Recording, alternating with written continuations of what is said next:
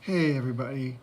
For the past 7 years, I've been raising children with chronic illness while I myself have been dealing with chronic illness.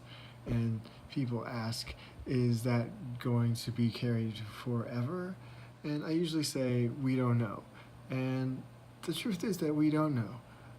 We deal with chronic Lyme disease, Borrelia, Bartonella, these infections that come from a tick bite that there really hasn't been enough research about, that doctors tend to give you 3 months, 3 weeks worth of antibiotics and tell you to go home. Okay, so that's to make a story short. Now, what I want to talk about: raising kids with chronic illness, raising kids when they have chronic illness, raising kids when you have chronic illness, raising kids when someone in the family that you have to take care of deals with chronic illness is something that I have been doing a lot of over the past almost decade now.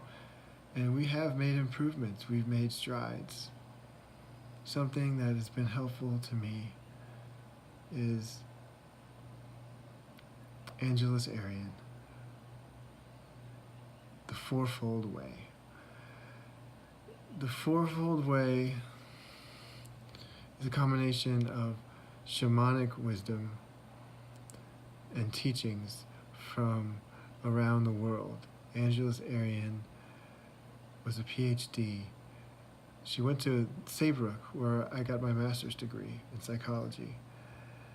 And her teachings were passed down to me by one of my favorite teachers, Byron Metcalf, a shamanic teacher and visionary in his own right.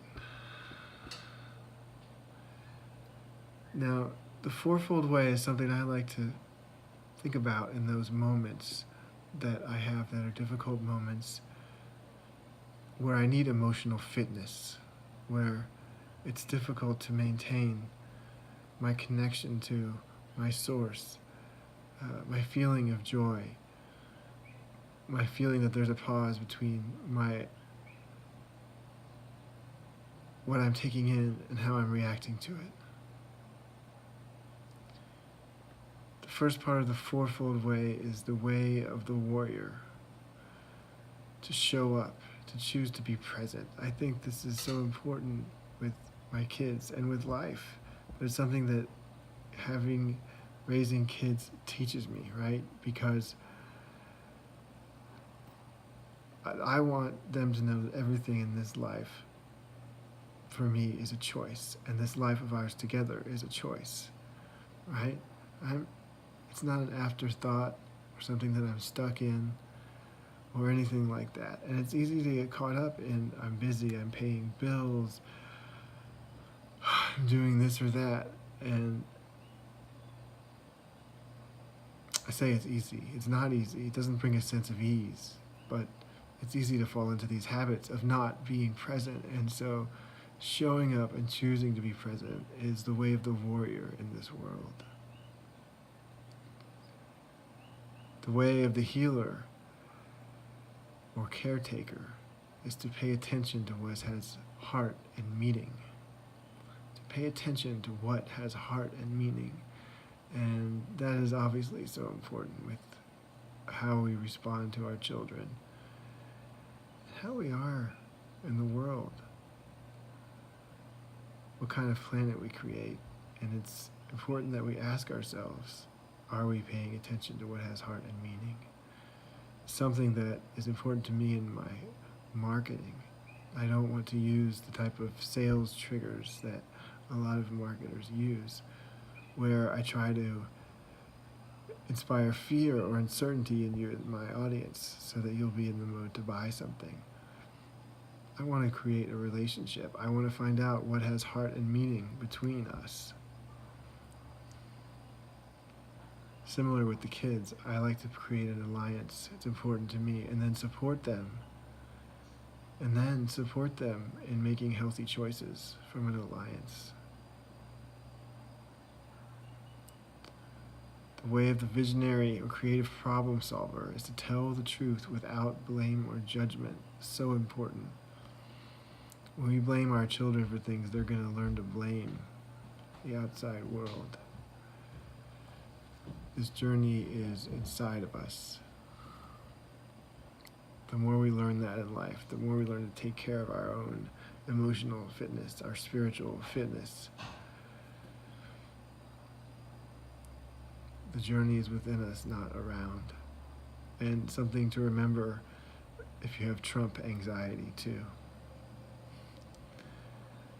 So, tell the truth without blame or judgment. Explain the way that you witness things without even a feeling of blame or judgment towards others. And try that in the age of Trump. I dare you. But it's easier when you know the journey is within you. That your life is about a journey that's within you. Your universe is a journey that's within you. And so the circus is just a part of that. And the way of the teacher or counselor is to be open to outcome and not attached to outcome. Now, this is an interesting one, and I think a tricky one these days with so much being focused on outcome. So much is focused on, we want to survive in this world. We want to survive, and it takes a lot of money to thrive in some cities. And so we are attached to an outcome. We're attached to wealth because that's our ticket to freedom. Wherever you are in life, really, let's be honest. It's not necessarily a ticket to emotional freedom, and wealth is your ability to appreciate things, especially when we're wealthy than most of the world, more wealthy than most of the world, even if we're in poverty in the United States. And not to diminish that, because that's part of our nonprofit. I want to help those people.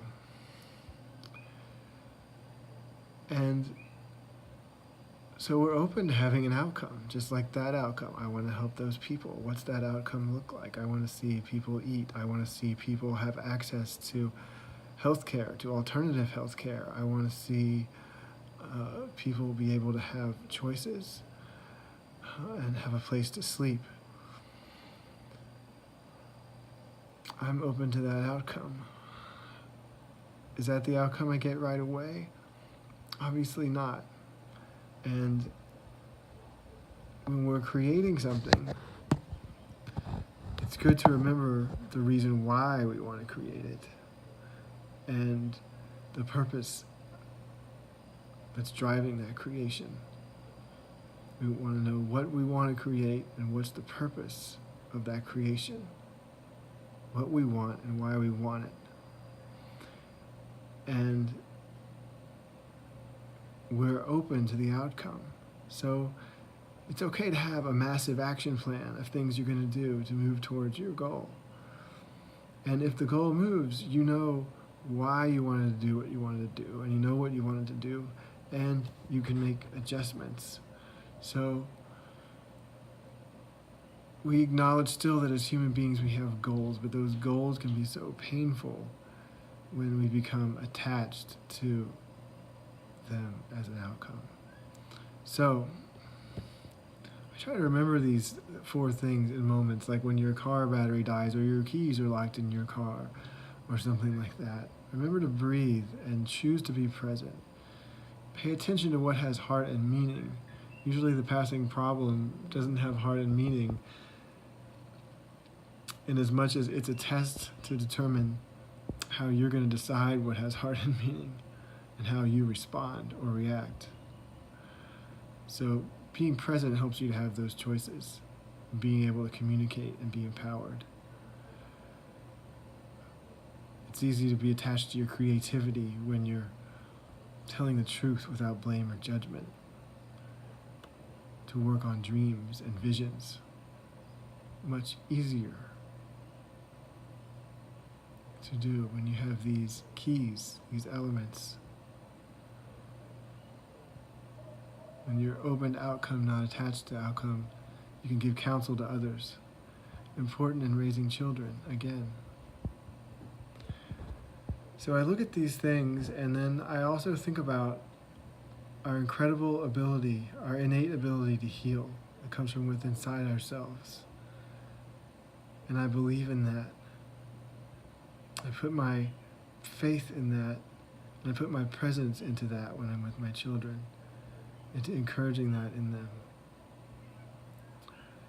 I hope this is helpful. Thanks for taking the time to listen to this video.